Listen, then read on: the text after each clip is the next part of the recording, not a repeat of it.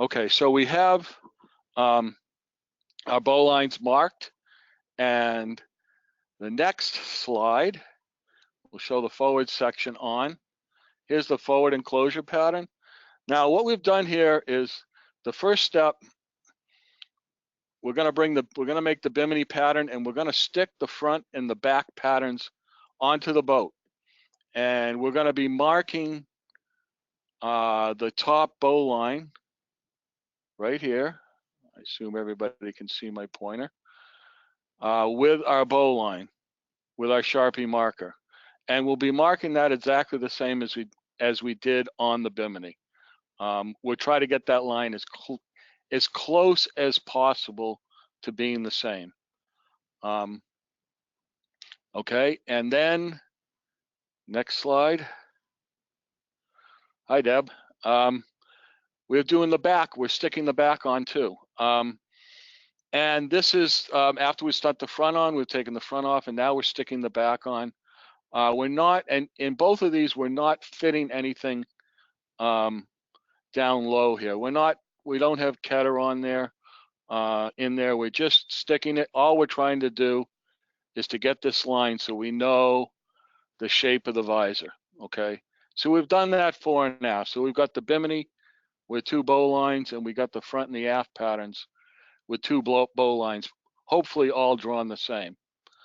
The next slide, we're going to get into just a brief rundown on how we mark our bows. This is a Bimini visor cross section, if you will.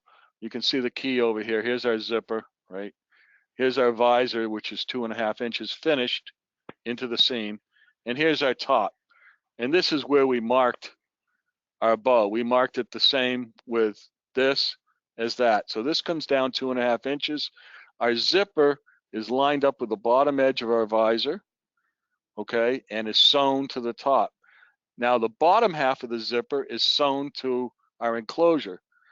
Okay, now the next one, we're taking off the front enclosure. Now we don't have zipper sliders on there, so we make quite a racket tearing that off, you know, and hearing the ripping sound of the zippers coming off and the Tyvek making a whole mess of noise. But we really like this method of patterning. It really saves a lot of time.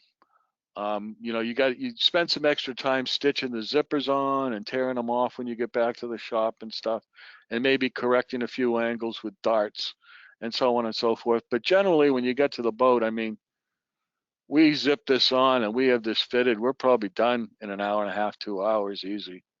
Because you're just pulling it tight, and you can pull it tight against the wind, and we're looking forward inside. Okay, here's the final view of the outside.